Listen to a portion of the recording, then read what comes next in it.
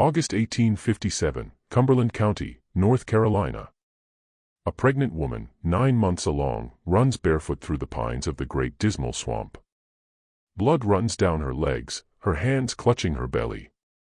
Behind her, 5 white men on horseback, armed with Springfield rifles, accompanied by bloodhounds trained to track human flesh. She runs not just for her life.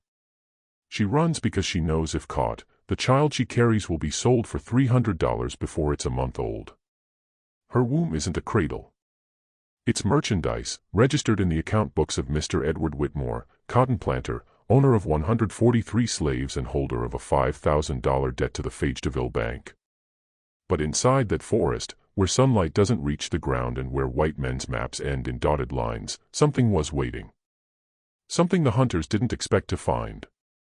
Something that would turn a desperate escape into the bloodiest night that swamp had ever seen. Sarah had no last name. She was 22 years old, her back marked by whips, her hands calloused from cotton, and a womb that to her was the only thing in the world that still belonged to God. But to Edward Whitmore, that womb was worth money. A lot of money. Whitmore was bankrupt. The 1856 cotton crop had been destroyed by boll weevils. The banks were collecting. Creditors knocked at the door. And a buyer was coming from Charleston, South Carolina, willing to pay $300 for a healthy Negro baby, newborn, without marks. Sarah's child had a buyer before being born. She heard everything. She was serving tea on the veranda of the big house when Whitmore and the buyer discussed the transaction. They spoke as if she were furniture, as if the baby in her belly were a calf ready for auction. The buyer wanted delivery within 2 weeks of birth. Fresh, he said, before they get attached to the mother. The man was a dealer in what they called the fancy trade, specializing in light-skinned children who could be trained as house servants or worse. He examined Sarah from a distance, noting her features, calculating what the child might look like, what price it could eventually command. He spoke of breeding potential, of bloodlines, of returns on investment. Sarah stood there holding the tea tray, her face a careful mask of submission, while inside her something was breaking and reforming into something harder, something that would not bend. That night, Sarah made a decision that would cost lives. She would not give birth in the slave quarters. She would not hand her child over to white hands. She would run into the Great Dismal Swamp, the vast wetland stretching over 600 square miles between North Carolina and Virginia, where escaped slaves had hidden for decades, where even slave hunters feared to go deep. She had heard the stories all her life. Every plantation had them. Tales of the swamp as a place of refuge and terror. Where the natural world itself seemed to resist slavery's logic. Where men vanished. Where some said communities of free black people lived beyond any master's reach. Before we continue with this shocking story, don't forget to subscribe to the channel. Thank you, and let's keep going. She packed nothing. Took nothing.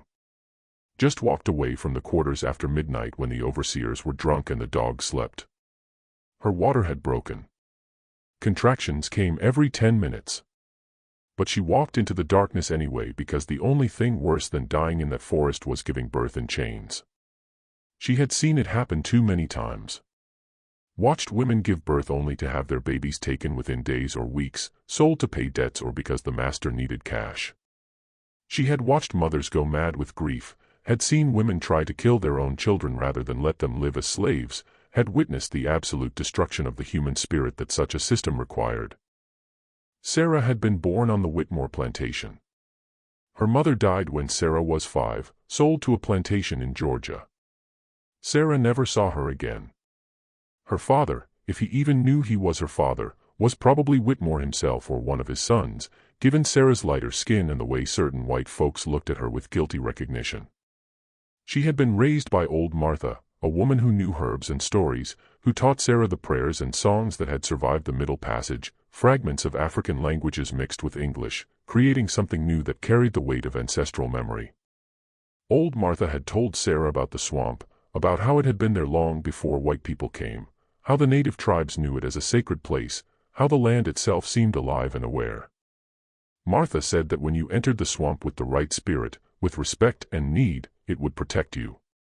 But if you came with greed or cruelty, the swamp would consume you. Sarah had always thought these were just stories, tales enslaved people told to maintain some sense of power in a powerless situation. But now, stumbling through the darkness with her baby about to be born, she prayed the stories were true. The Great Dismal Swamp was a place of legends among the enslaved. Some said there were communities of runaways living deep inside, surviving on fish, game, and stolen supplies. Others said the swamp was cursed, haunted by the spirits of Africans who had died on slave ships, now wandering the mist-covered waters seeking vengeance. The white folks told different stories. They said the swamp was impenetrable, filled with quicksand, venomous snakes, and diseases that could kill a man in 3 days. They said no civilized person could survive there.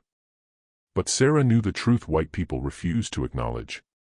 The swamp was dangerous precisely because it was free. It was one of the few places in the South where a black person could disappear and never be found. Sarah had heard whispers in the quarters about a man named Solomon, an escaped slave who had fled into the swamp 10 years earlier and was never captured. Some said he was dead. Others said he had become something else entirely, something that moved through the forest like a spirit, helping runaways and killing slave catchers who ventured too deep. The overseers told stories about him to scare the other slaves, stories about bodies found hanging from trees, about dogs returning without their masters, about screams heard deep in the night. But to Sarah, those stories weren't scary. They were hope. Proof that resistance was possible, that the system could be fought, that somewhere a black man lived free and dangerous. She moved through the darkness with nothing but the moon to guide her. The contractions grew stronger, coming every 5 minutes now. Pain shot through her abdomen like fire. She had to stop every few steps to lean against a tree and breathe. Her legs were covered in mud and scratches from thorns. Her dress was torn and soaked with sweat and blood, but she kept moving. Behind her, she could hear nothing yet. They hadn't discovered her absence, but they would. When morning came and she wasn't in the fields, they would send the dogs. Pike, the overseer, would organize a hunting party. He was a cruel man who took personal pleasure in catching runaways, who bragged about his tracking skills, about how no slave had ever escaped his pursuit for long. The forest grew denser as she went deeper. The pine trees gave way to cypress and tupelo, their massive trunks rising from black water that reflected the moonlight like obsidian mirrors. The air was thick with humidity and the smell of decay, of vegetation rotting in standing water, of life consuming itself and being reborn. Sarah waded through water up to her knees, feeling things brush against her legs in the darkness, praying they were just fish and not cottonmouth snakes. The water was warm, almost body temperature, and strangely comforting despite the fear. It felt like being held, like the swamp itself was supporting her weight, helping her move forward. She didn't know where she was going. She followed instinct, following the pull of something she couldn't name. The slaves had always said the swamp would protect you if you respected it, if you moved with it instead of against it. Sarah whispered prayers as she walked. Prayers her grandmother had taught her. Prayers in words that weren't quite English, remnants of languages brought across the ocean in chains. She asked the ancestors to guide her feet. She asked God for strength. She asked the forest to hide her from the men who would come. She promised that if she survived, if her child lived, she would teach him about resistance, about dignity, about the price and value of freedom. The hours passed in a blur of pain and movement. Sarah lost track of time, lost track of distance. All that existed was the next step, the next contraction, the next tree to lean against. She moved deeper into the swamp, into places where the water was darker and the trees grew so thick that even moonlight couldn't penetrate. She heard animals moving in the night, the splash of something large entering the water, the cry of a bird.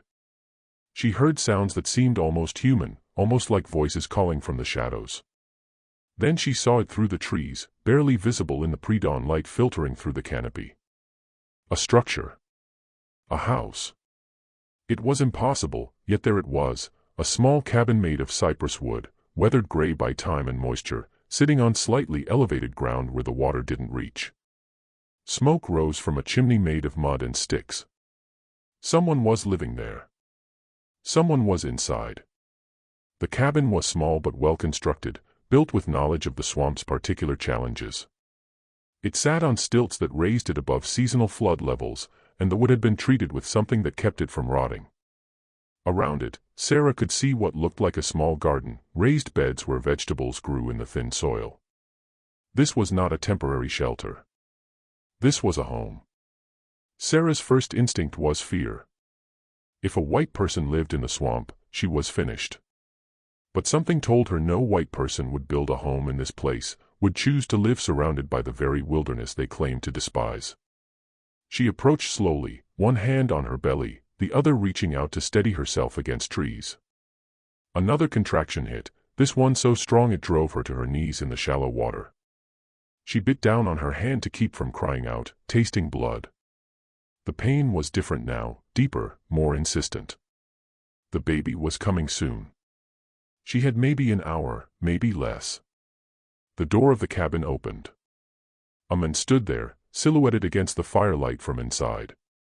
He was tall and thin, his skin so dark it seemed to absorb the shadows around him.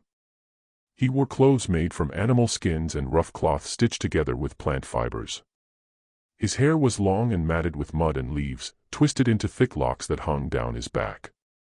His feet were bare, and his hands were scarred, the hands of someone who had lived by physical labor and violence. His eyes were the most striking thing about him, bright and alert, like an animal's eyes reflecting the faint light. He looked at Sarah, kneeling in the water, and without a word walked out and lifted her to her feet. He was strong, stronger than his thin frame suggested. He half carried, half guided her into the cabin and laid her down on a bed made of moss and animal furs. The interior was surprisingly organized. Tools hung on walls. Dried herbs and fish hung from the rafters. A small fire burned in a stone hearth. Everything had its place. Everything served a purpose.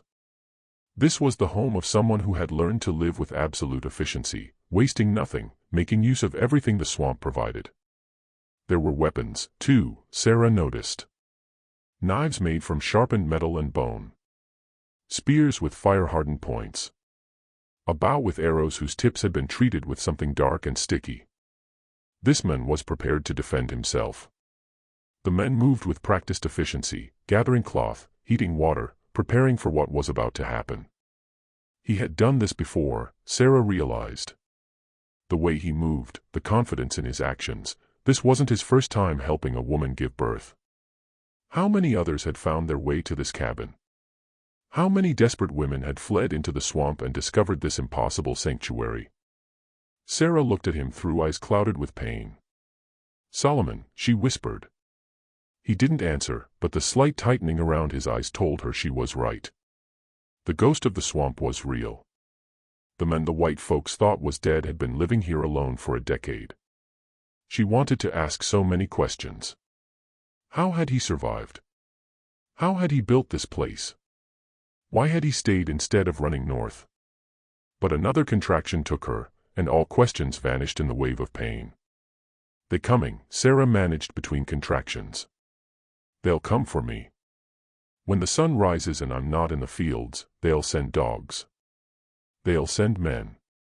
The overseer Pike, he won't stop until he finds me or proves I'm dead." Solomon nodded. He had expected this. He had been expecting it for 10 years. Every runaway who made it this deep brought hunters. It was the price of freedom, the eternal pursuit. But his expression showed no fear, only a cold calculation, the look of a man who had already decided what he would do. He had killed before. Sarah could see it in his eyes, in the way he moved, in the calm acceptance of violence as a tool like any other. He would kill again if necessary. And it would be necessary. The contractions were constant now. Sarah's body was taking over, doing what it had been designed to do regardless of circumstance or danger. Solomon worked with surprising knowledge, guiding her through the birth with firm hands and quiet words. He had done this before, Sarah realized. He had helped other women give birth in this cabin. She wasn't the first to flee here seeking sanctuary. "Push when your body tells you," he said, his voice rough from disuse but clear. "Don't fight it. Let it happen. The baby knows what to do. Your body knows what to do." Sarah pushed, and the pain transformed into something else, something that connected her to every woman who had ever given birth, every mother throughout history who had brought life into an uncertain world. She pushed against slavery itself, against the system that tried to claim ownership of this moment, this sacred act of creation. She pushed with rage and hope and desperate love for a child she hadn't yet met but would die to protect. Meanwhile, back at the Whitmore plantation, dawn had broken and Sarah's absence had been discovered. The overseer, a brutal man named Pike who had been with Whitmore for 15 years, immediately organized a hunting party. 5 men, including himself, all armed, all experienced in tracking runaways. Pike was a professional slave catcher, a man who had made his living from human misery for most of his adult life. He knew every trick, every hiding place, every route runaways typically took. He had caught hundreds, returning them for bounties that had made him relatively wealthy by poor white standards. They brought 3 bloodhounds specifically trained for this purpose, dogs that had caught dozens of escaped slaves over the years. The dogs were valuable property themselves, worth more than many of the slaves they tracked. They were bred for stamina and scent tracking ability, fed a diet that kept them lean and aggressive. Pike had raised these dogs from puppies, training them with clothing stolen from slave quarters, teaching them to associate the scent of black people with prey to be pursued and cornered. The dogs were given Sarah's scent from her sleeping mat and immediately picked up the trail, pulling their handlers toward the swamp's edge. Pike was confident. He had caught runaways in the swamp before. You just had to be patient, methodical, and willing to go as deep as necessary. Most runaways didn't make it far. They got lost, injured, or simply gave up. A pregnant woman wouldn't last long. They would find her before nightfall, bring her back, and she would give birth in the quarters under guard. The buyer from Charleston wouldn't even know there had been a problem. Pike would get his bounty, probably a bonus from Whitmore, and everything would return to normal. But as the hunting party entered the swamp, something felt different. The dogs were eager at first, following the scent with their usual determination. But the deeper they went, the more hesitant they became. By the time the water was up to the men's knees, the dogs were whining, pulling back instead of forward. Their ears were flat, their tails tucked, behavior Pike had rarely seen from these usually fearless animals. Pike cursed and drove them on with threats and yanks on their chains. The other men exchanged glances. They all knew the stories about the swamp. They all knew about Solomon. "Ain't nothing out here but an uppity slave woman about to drop a baby," Pike said, more to convince himself than the others. "We find her, we bring her back, we collect the reward Whitmore's offering. $20 each. That's good money for a day's work." $20 was nearly a month's wages for most of these men. It was enough to overcome their fear, at least for now. They pressed on, following the dogs, who now followed the scent only reluctantly. The forest around them was alive with sounds, birds calling, insects buzzing, frogs croaking. But underneath those normal sounds was something else. A quality of silence, as if the swamp itself was watching them, waiting to see what they would do. The men moved in single file, trying to stay on higher ground, avoiding deeper pools of black water where things moved beneath the surface.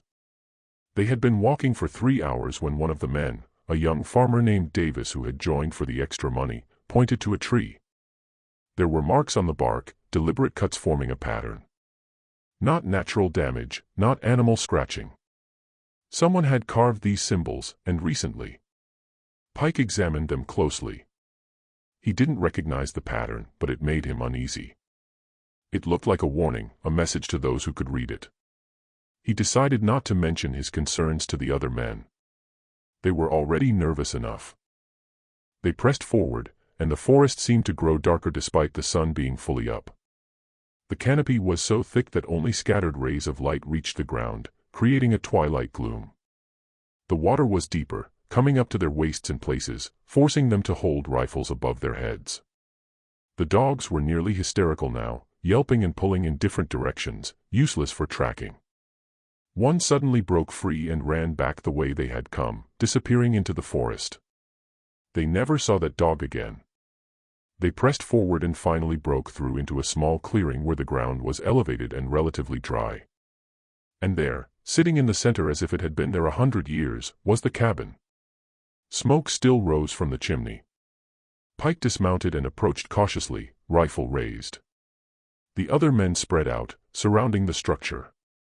They could hear something from inside, a woman's voice, low and strained.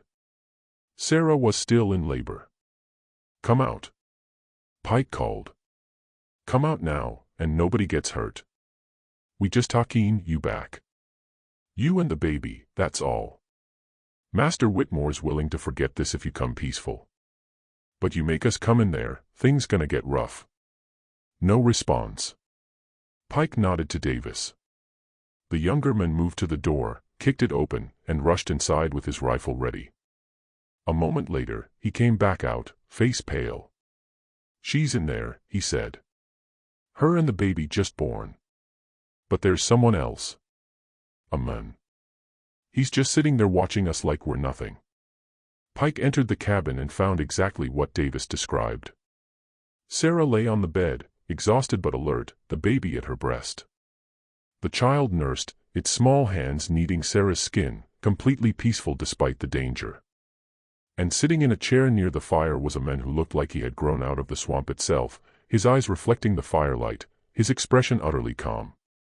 This had to be Solomon, the legend made flesh. Pike pointed his rifle at him.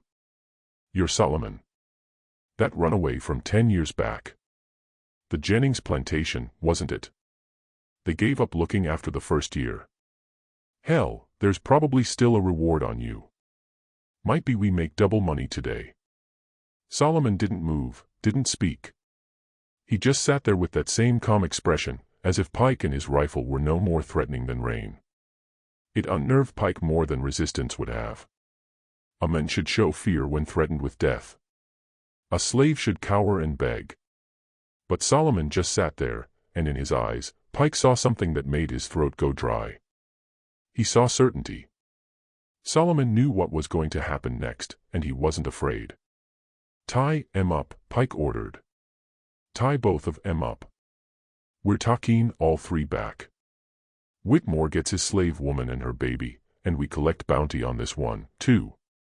Might be the best day's work any of us ever done." But as the men entered to follow orders, Solomon finally moved. Not sudden or panicked. He simply stood and walked toward the back wall where tools hung. Pike shouted at him to stop, threatening to shoot, but Solomon ignored him completely. He reached up and took down a hunting knife, the blade nearly a foot long, made from sharpened iron from some abandoned farm tool, the handle wrapped in leather, honed razor sharp. "Don't be stupid," Pike said, trying to keep his voice steady. "You can't fight all of us. You got 1 knife. We got 5 rifles. Put that down, and maybe you just get a whipping instead of hanging. Master Jennings might even take you back if you come peaceful. But you fight us, you gonna die here. That what you want? To die for some woman you don't even know?" Solomon turned to face them, and for the first time he smiled. It was not a pleasant smile. It was the smile of a man who had nothing to lose, a man who had already died once when he fled into this swamp and had been living on borrowed time ever since. "You in my home," he said, his voice rough from years of limited use but clear and strong. "You in the swamp. This my territory. You brought guns, but I brought knowledge. I brought 10 years of learning every path, every trap, every dangerous thing that lives in this water. I know where the quicksand is. I know where the alligator nests. I know which snakes are deadly and which just look scary. You made a mistake coming here. You made a mistake thinking this would be easy." Pike pulled the trigger. The shot was deafening in the small cabin, the muzzle flash blinding. The bullet hit the wooden wall behind where Solomon had been standing, sending splinters flying. But when their eyes adjusted, Solomon wasn't there. He had moved with impossible speed, dropping through a trapdoor in the floor that none of them had noticed, a hidden escape route. Pike rushed to the opening and looked down into darkness and water. He could see nothing, just black water reflecting faint light. "After him!" Pike shouted, his confidence cracking. "He can't have gone far. Davis, Reeves, Thompson, get down there. Cole, you stay up here and watch the woman." 3 of the men, including Davis, dropped through the trapdoor in pursuit, splashing into water up to their chests. They were under the cabin in a space that extended beyond the structure's footprint, connecting to swamp waterways through passages Solomon had constructed. Their torches illuminated a nightmare landscape of wooden supports, hanging roots, and dark water. It was like being inside the belly of some vast creature. And somewhere in that darkness, Solomon was waiting. The first man died quickly. Thompson moved ahead, trying to spot Solomon in the gloom, when something yanked him under with barely a splash. His companions heard a muffled gurgle, saw water churn briefly with violent struggle, then nothing. They called his name, voices high with fear. No response. The water went still. Davis wanted to turn back immediately, but Reeves, a hardened slave catcher with 20 years' experience, insisted they continue. "He's just one man," Reeves said, though his voice lacked conviction. "Probably just using these waters to hide. We stick together, we'll be fine. We got light, we got guns. He's got nothing but a knife." They moved deeper. Their torches created dancing shadows that made everything seem alive and moving. The water was warm and thick with vegetation, things brushed against their legs constantly. Davis prayed under his breath, prayers he hadn't said since childhood, asking God to deliver him from this place. He regretted coming. $20 wasn't worth this. Nothing was worth this. Then Reeves screamed. Davis spun to see his companion pulled backward by something wrapped around his throat, a cord or rope made from twisted vines that seemed to come from darkness itself. Reeves clawed at his neck, eyes bulging, rifle falling into the water. Davis raised his gun but couldn't see what to shoot at. The vine extended back into shadows, pulled by a figure that might have been human or something else, something that had learned to move like the swamp's predators, silent, sudden, absolutely effective. Reeves disappeared under the water, still struggling, bubbles rising. Then the water went still again. There was only Davis, alone in darkness, his torch sputtering as water dripped onto it. Davis panicked completely. He thrashed toward what he thought was the trapdoor opening, no longer caring about Sarah or Solomon or any reward.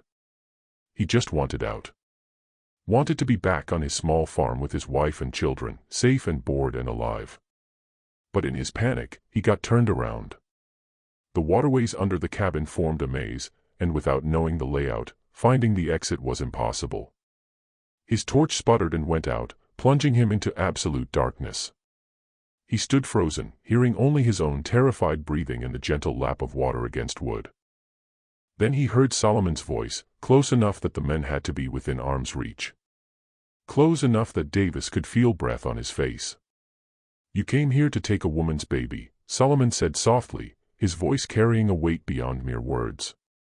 "You came to drag her back to slavery, to sell her child like property, like an animal or a piece of furniture. Did you think the swamp would allow that? Did you think God would let you walk away?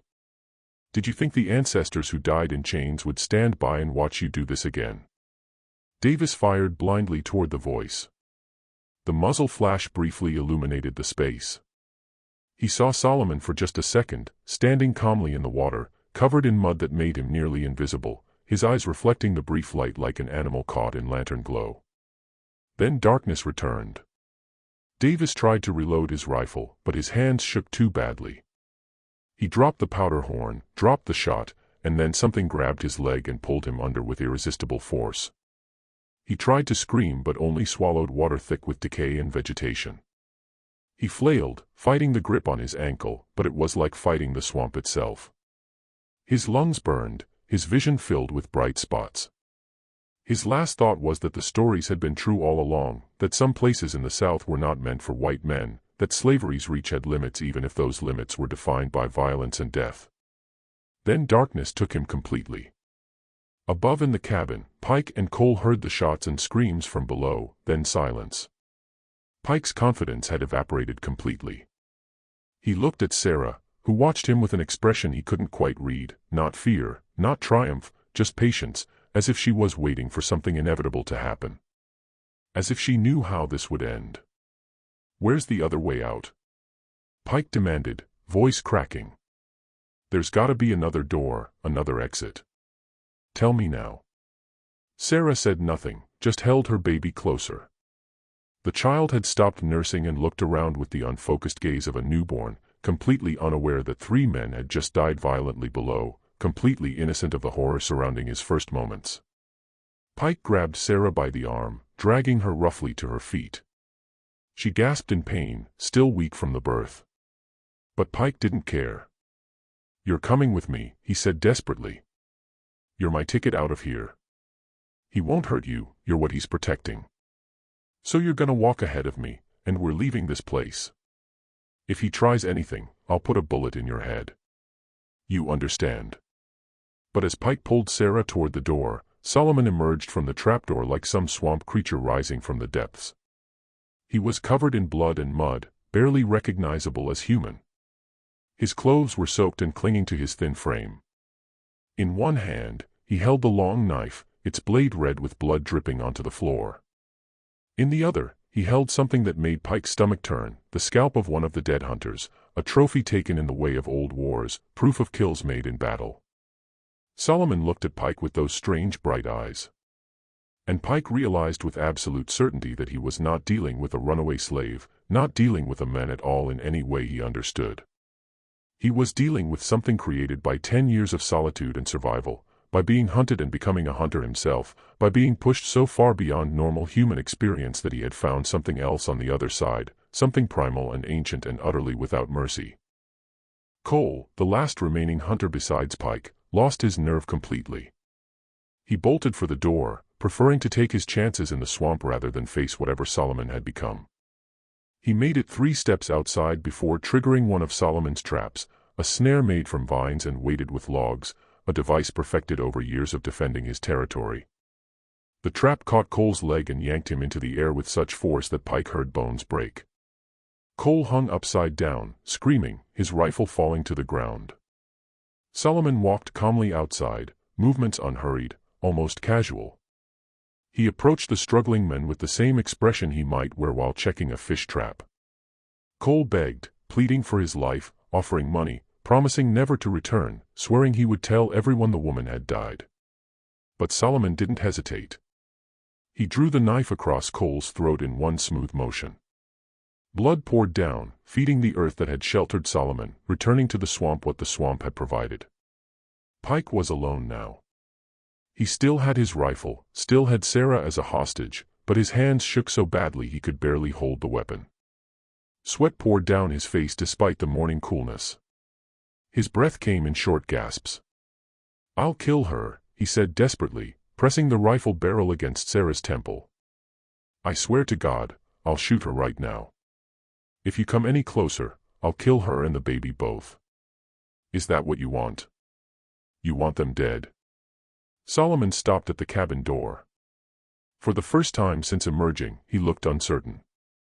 He glanced at Sarah, at the baby in her arms who was starting to fuss, sensing his mother's fear. Something human flickered in Solomon's eyes. He had saved other runaways over the years, helped them, given them food and guidance, sent them north toward freedom. But he had never cared about them, not really. They were just people passing through. But Sarah was different. She had given birth in his cabin, had brought new life into this place of death. She had chosen his home as her sanctuary in the most vulnerable moment of her life. And the baby, that innocent child who had done nothing except have the misfortune of being born black in a world that saw him as property, deserved a chance Solomon himself had never truly had. "You let her go," Solomon said quietly, his voice carrying absolute conviction, "and I let you live. You walk out that door. You leave the swamp. And you tell everyone that Sarah died in childbirth. Tell them the baby died, too. Tell them you found their bodies deep in the swamp and couldn't recover them. Tell them whatever story keeps them from coming back here. Do that, and you see tomorrow. You get to go home to whatever family you got waiting. You get to live. But you hurt her, you hurt that child, and I promise you this, your death will take days. I'll keep you alive and screaming for as long as I can. I learned things in this swamp. Things about pain and how much a man can endure. You don't want to find out what I know." Pike wanted to believe him. God, how he wanted to believe him. His whole body shook with fear and adrenaline. But he had just seen this man kill 4 hunters with barely any effort. Had seen him collect trophies like some savage warrior from a nightmare. Pike's hand tightened on his rifle, finger on the trigger, pointed at Sarah's head. One squeeze, and she would die. But Pike looked into Solomon's eyes and saw something there that made his decision for him. He saw that if he killed Sarah, his own death would not be quick. Solomon would make it last, would make it hurt beyond anything Pike could imagine, would make sure Pike understood exactly what he had tried to do and regret it with every fiber of his being. Pike lowered the rifle slowly, his entire body trembling. He stepped away from Sarah, keeping his eyes on Solomon, expecting at any moment to feel a knife in his back. But Solomon didn't move. He just stood there in the doorway, covered in blood and mud, watching Pike retreat with those unnaturally calm eyes. Pike reached the door, stepped outside into the swamp's humid air, and started walking. He didn't run, knowing instinctively that running would trigger pursuit the way running triggers a predator's chase instinct. He walked steadily, following the path back, guided by marks the hunting party had left on trees. He walked for hours, mind blank with shock and residual terror. Every sound made him jump. Every shadow seemed to hide Solomon's form. But Solomon never came. Pike emerged from the swamp in late afternoon, alone, covered in mud, without the dogs or the other hunters. People from the plantation came running, asking what happened, where the others were, whether he had found the runaway. Pike looked at them with dead eyes and told the lie that would save his life, the story Solomon had demanded. "She's dead," he said flatly, voice empty of emotion. "Went into labor deep in the swamp. Bled out before we could get to her. Baby was stillborn.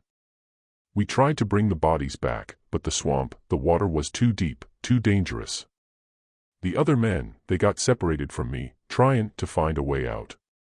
I barely made it myself. The swamp took them.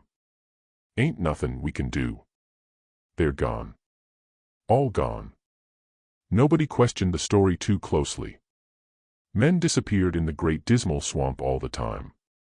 It was a dangerous place. Everyone knew that.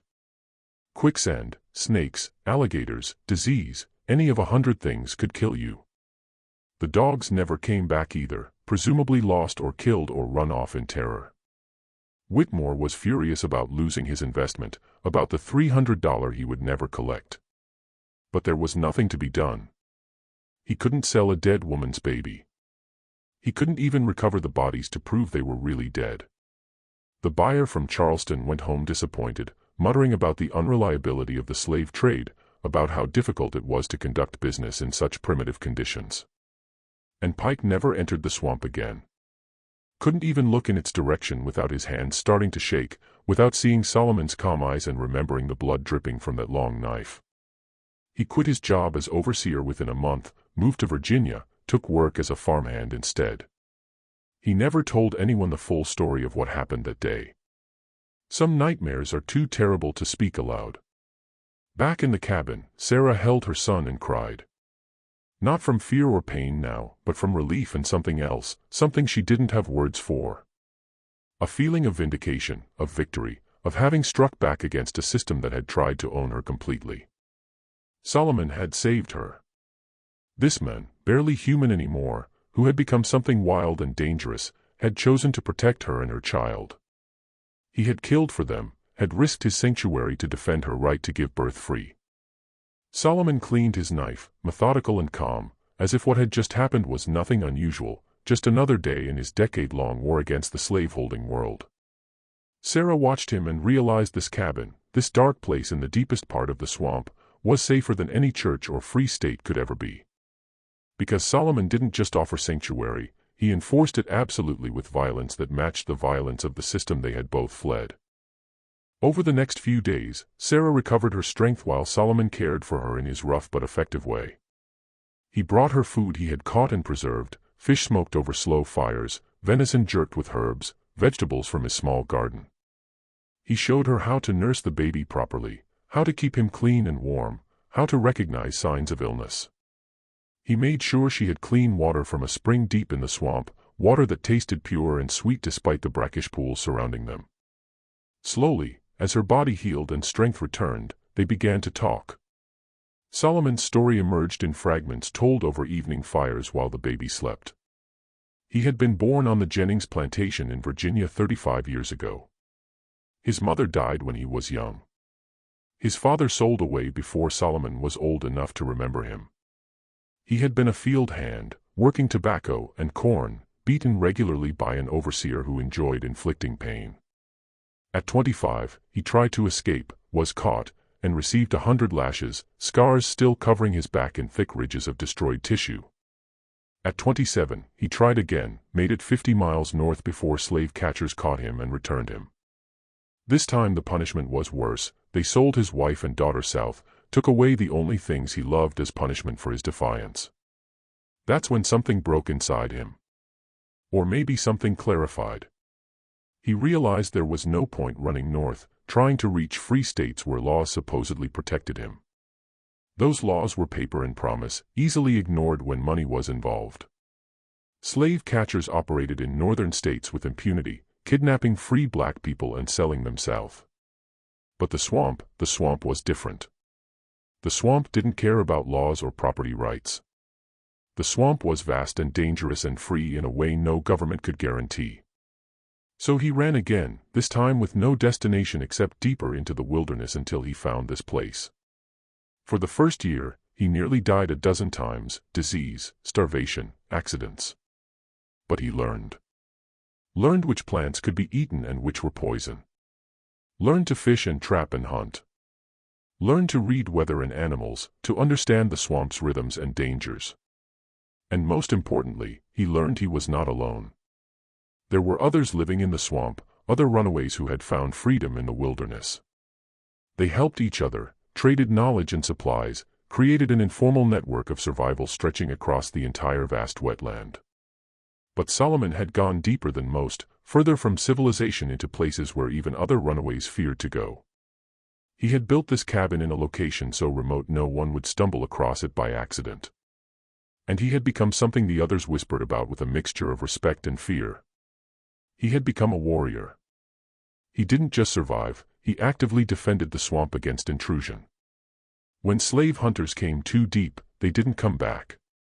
When overseers ventured into his territory, they vanished. Solomon had declared war on the system that destroyed his life, and he fought that war with every skill he had learned. How many? Sarah asked one night by the fire. How many men have you killed? Solomon was quiet a long time. Lost count after the first year, he finally said.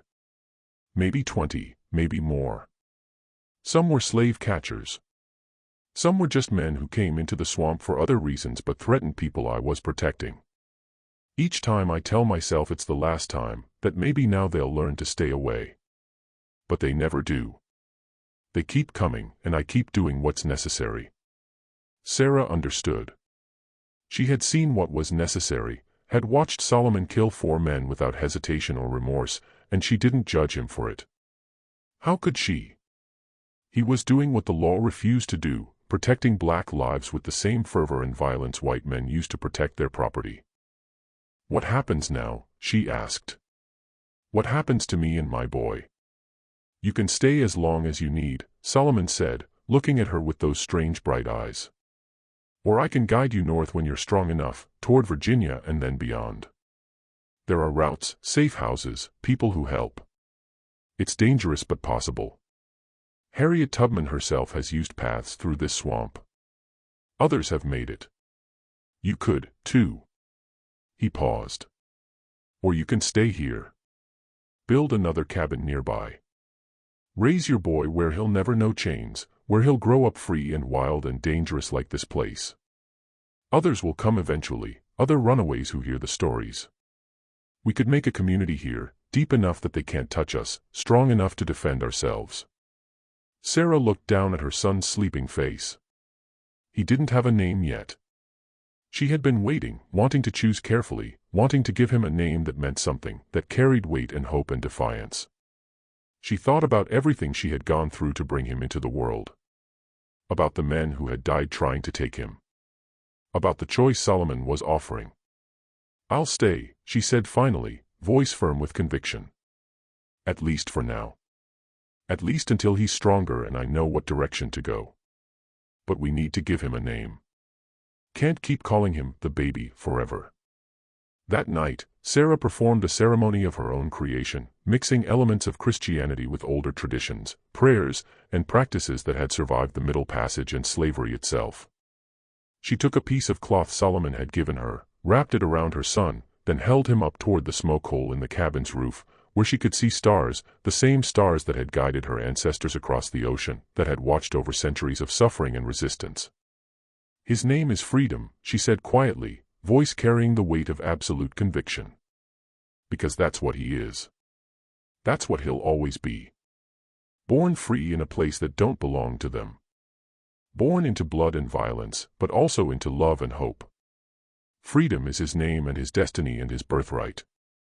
This child will never wear chains, will never call another man master, will grow up knowing his own worth and the price that was paid for his liberty." Solomon watched from across the cabin, and for the first time in 10 years, he felt something other than the cold calculus of survival and the hot satisfaction of revenge. He felt hope. Not for himself, he was too far gone for that, had seen and done too much to ever truly be at peace, but for Sarah and Freedom, for the possibility that maybe something good could grow in this dark place, that the violence and sacrifice might produce something worth all the blood and pain. Word of what happened spread slowly through slave communities across Cumberland County and beyond. The story changed with each telling, growing larger and stranger. Some said Solomon had killed 20 men, not just 4. Some said he was a conjureman who could command swamp spirits, call animals to fight for him, make plants grow into barriers. Some said he couldn't be killed by regular bullets, that he'd made a deal with dark forces for supernatural powers. The stories took on mythic proportions, transforming a desperate fight for survival into legend. White folks heard different versions, stories carefully crafted to instill fear and discourage pursuit. Stories about bloodthirsty savages in the wilderness, about the terrible dangers of the swamp, about why it was foolish and possibly suicidal to pursue runaways too far into that green darkness. Planters began to accept that slaves who made it deep into the great dismal swamp were simply gone, lost to a wilderness that protected them more effectively than any law ever could. But among the enslaved, the story meant something else entirely, something precious and powerful. It meant that somewhere in a place the white man's laws couldn't reach, a black woman had given birth free and a black man had killed to protect that freedom. It meant resistance was possible, that violence could be answered with violence, that the system which claimed to own them absolutely didn't actually reach everywhere. The story of Sarah and Solomon became a whispered promise passed in fields and quarters, coded into songs and prayers, a small light of defiance burning in the darkness of bondage. Months passed, then years.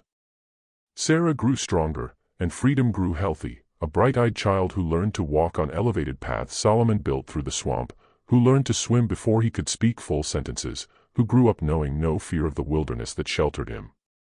Solomon taught him everything, which plants were safe, how to move silently, how to set traps and avoid dangers. The child was being raised as a warrior, a defender of the free space they had carved out through blood and determination. Other runaways came eventually, following rumors and whispers to this impossible sanctuary. Some stayed a few days before continuing north, guided by Solomon through safest paths. Others stayed longer, recovering from injuries or escaping particularly determined hunters. A few stayed permanently, building their own shelters nearby, creating the beginning of a small maroon community deep in the great dismal swamp. They lived cautiously, leaving no trace that could be followed, taking only what they needed from the wilderness, defending their territory with traps and violence when necessary. The community never grew large, maybe 30 people at its peak, scattered across several square miles of deepest swamp. But it endured, a living testament to the possibility of freedom even in the heart of the slave South. Children were born there who never knew slavery, who grew up free and wild and fierce. Couples married in ceremonies of their own creation without white approval or legal sanction. Old folks found refuge there in final years, dying free instead of in chains. Solomon trained some of the men who stayed, teaching them what he had learned about survival and warfare, sharing hard-won knowledge of 10 years in the wilderness. He was creating something unprecedented, an armed force of escaped slaves living free in the heart of the South, capable of defending themselves and others. It was a tiny revolution hidden in the swamp, existing in spaces between maps white people drew of their territory, a place where different rules applied, where black people governed themselves and answered to no master. Sarah and Solomon never married formally. There was no preacher and no legal sanction possible for people who didn't officially exist. But they lived as partners, raising freedom together along with other children born in the community. They created something that shouldn't have been possible according to slavery's logic, a place where black people lived by their own rules, governed themselves, loved and raised children, and grew old with dignity intact. The war came eventually, as everyone knew it would. In 1861, when the first shots were fired at Fort Sumter, news reached even the swamp's depths. Some men from the community emerged to join Union forces when they came south, eager to fight openly instead of just defending hidden territory. Solomon didn't go. He was too old by then, in his 50s, showing the wear of decades of hard living. But he sent his knowledge north with those who left, teaching them guerrilla tactics he had perfected, ways of moving unseen and striking without warning. Freedom, now a young man of 17, went north to fight. Sarah tried to stop him, terrified of losing the son she had risked everything to birth free. But Freedom was adamant. "You ran so I could be born free," he told her. "Now I got to fight so others can be free, too. That's what you taught me, Mama. That's what Solomon taught me. Freedom ain't free. It costs blood and sacrifice. I got to pay that price." He joined the United States Colored Troops, one of the black regiments that fought with distinction despite facing discrimination even within Union ranks. He survived the war, came back to the swamp afterward with medals and stories, with knowledge of a wider world Sarah and Solomon had only imagined. He told them about battles and politics, about Lincoln and emancipation, about a future that seemed simultaneously hopeful and uncertain. When the war ended and slavery was officially abolished, people emerged from the great dismal swamp who had been living there for decades, former slaves never caught, children born and raised free in the wilderness, families who had survived against every odd. The larger world was shocked to learn such communities had existed, that freedom had been possible even before emancipation if you were willing to pay its price in isolation and constant vigilance. Some integrated into newly free black communities in nearby towns. Others stayed in the swamp, reluctant to leave the place that had sheltered them, skeptical of promises made by a government that had allowed slavery to exist so long. Solomon stayed until he died in 1873, found one morning by Sarah, lying peacefully in the cabin he had built, the same cabin where freedom had been born 16 years earlier. He was buried in the swamp he had defended for 30 years, a warrior who had fought his own war against slavery and won, at least in this small corner of the world. Sarah lived longer, saw her grandchildren born free in a world that slowly, painfully began to acknowledge their humanity. Freedom became a minister and teacher, using the fierce independence learned in the swamp to fight for black rights through different means: education, politics, community organization. He never forgot what his mother had done to birth him free, what Solomon had sacrificed to protect them both. He told the story often, ensuring it would be remembered, that the price of freedom would never be forgotten. The cabin still stands, they say, deep in the swamp where maps end and wilderness begins. It's been rebuilt and reinforced over the years by those who know its significance, who treat it as a sacred site, a monument to resistance and survival. And on quiet nights, people claim they can still hear a baby's cry echoing through the trees, a reminder of that August night in 1857 when Sarah fled into darkness and freedom was born. That cry represents something that can never be fully crushed or contained, the seed of liberation planted in blood and mud and desperate hope. It reminds us that resistance has always existed, that even in slavery's darkest hours, there were people who refused to submit, who fought back with whatever means they had, who created pockets of freedom through courage and violence and absolute determination. The story of Sarah and freedom and Solomon is more than history. It's a testament to the price of freedom, to sacrifices made by people whose names we'll never know, who fought battles in swamps and fields and secret places, who refused to accept the world as it was and instead created the world they needed to survive. They were warriors in their own right, fighting a war that predated and outlasted the Civil War, a war for the basic right to exist as human beings rather than property.